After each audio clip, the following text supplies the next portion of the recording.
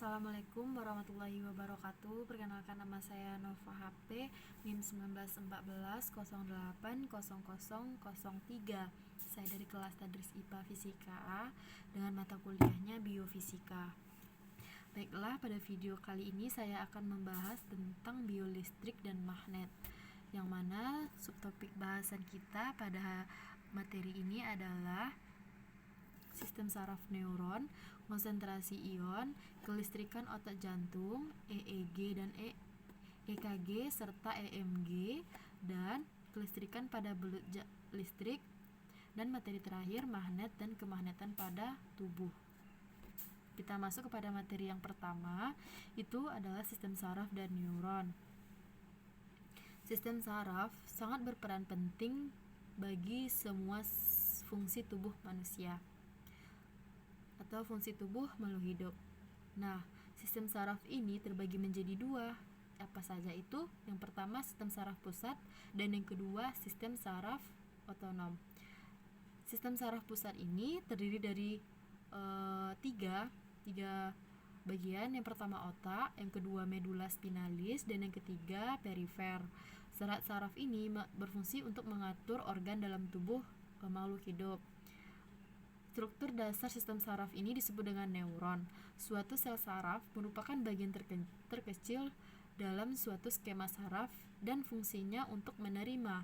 Selain itu, fungsinya pun untuk menginterpretasi serta menghantarkan pesan listrik atau aliran listrik. Materi selanjutnya ada konsentrasi ion.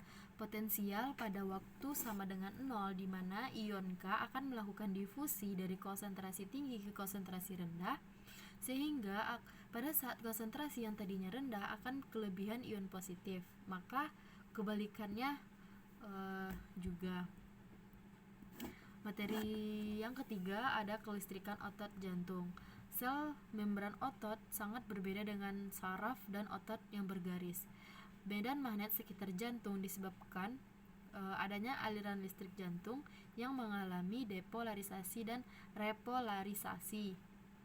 Pada saraf maupun otot bergaris, pada dalam keadaan diam dilakukan rangsangan, maka akan terjadi ion-ion Na+ akan masuk ke dalam sel, sehingga akan timbul depolarisasi ini tadi. Sedangkan pada saat sel-sel otot jantung ion Ea+ terjadi kebocoran, maka proses repolarisasi ini pun menjadi komplit. Nah, materi selanjutnya adalah EEG, EKG, dan EMG. Apa sih itu EEG, EKG, dan EMG itu? Nah, perlu kawan-kawan tahu, EKG ini adalah elektrokardiografi, yang mana artinya adalah ilmu yang mempelajari aktivitas listrik jantung. Nah, elektrokardiogramnya adalah suatu grafik yang menggambarkan rekaman listrik jantung.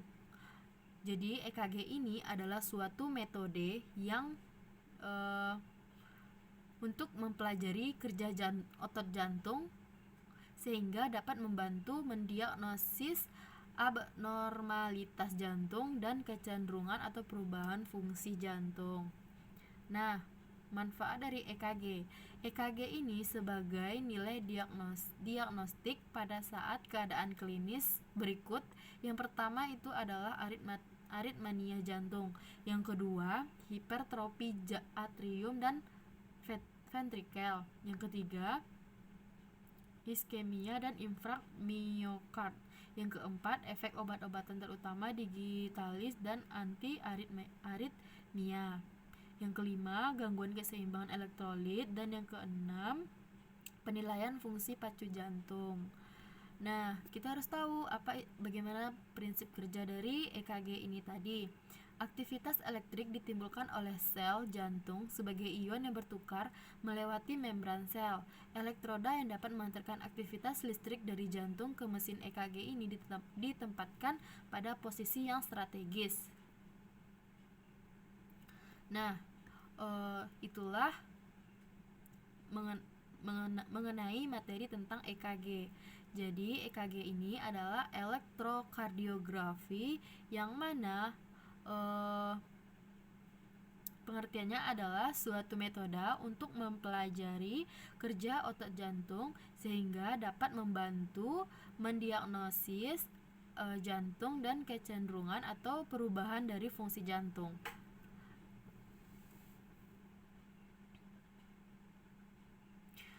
Selanjutnya, EEG. Pada tahun 1929, seorang psikiater Jerman yang bernama Hans Berger yang bekerja di kota Jena mengumumkan bahwa mungkin untuk merekam arus listrik yang lemah yang dihasilkan pada otak tanpa membuka tengkorak dan untuk melukiskannya ke suatu kertas.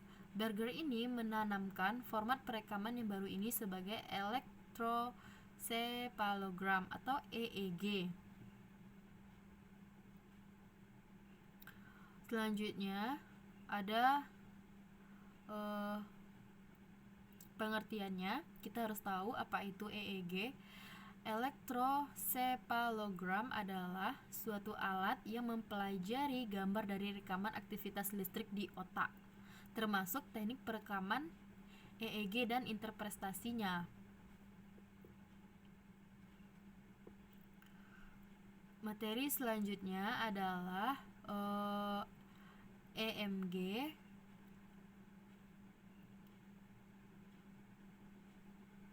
atau elektromiografi, yang mana pengertiannya adalah teknik untuk mengevaluasi dan rekaman aktivitas listrik yang dihasilkan oleh otot rangka. EMG ini dilakukan menggunakan alat yang disebut dengan elektromiograf, yang mana untuk menghasilkan rekaman yang disebut dengan elektromiograf. Sebuah elektromiograf mendeteksi potensial listrik yang dihasilkan oleh sel-sel otot ketika sel-sel ini dielektrik atau neurologisnya diaktifkan. Sinyal dapat dianalisis untuk mendeteksi kelainan medis atau tingkat aktivasi perintah rekrutmen atau untuk menganalisa biomekanika gerakan manusia atau hewan. Nah, kita harus tahu apa sih fungsi dasar dari pemeriksaan EMG ini.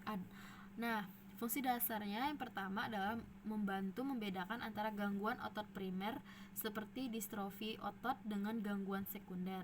Yang kedua, fungsinya adalah membantu menentukan penyakit degeneratif saraf sentral, kerusakan saraf atau cedera saraf. Dan fungsinya adalah untuk membantu mendiagnosa gangguan neuromuskular seperti miastenia gravis. Nah, itulah penjelasan materi tentang EEG, EKG, dan EMG. Materi selanjutnya adalah kelistrikan pada belut listrik. Nah, belut listrik ini menghasilkan pulsa listrik, yang mana belut listrik ini menghasilkan arus listrik sebesar melalui sistem saraf yang sangat terspesialisasi. Jadi belut listrik ini juga menghasilkan pulsa listrik yang belut listrik ini menghasilkan arus listrik yang sangat besar juga melalui sistem sarafnya tadi. Belut listrik ini yang memiliki kapasitas untuk mensinkronkan aktivitas sel-sel penghasil listrik berbentuk cakram yang dikemas ke dalam organ listrik khusus. Yang materi selanjutnya, magnet dan kemagnetan pada tubuh.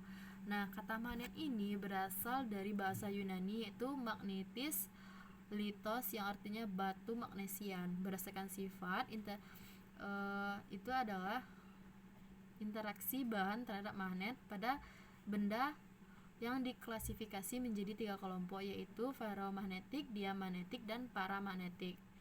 Medan magnet bumi dapat mempengaruhi batang magnet yang diletakkan bebas di sekitar permukaan bumi. Hewan yang mampu mendeteksi medan magnet bumi ini adalah karena di badannya terdapat magnet. Nah, mungkin hanya itu materi yang bisa saya jelaskan. Mohon maaf apabila ada kesalahannya. Terima kasih. Semoga bermanfaat. Wassalamualaikum warahmatullahi wabarakatuh.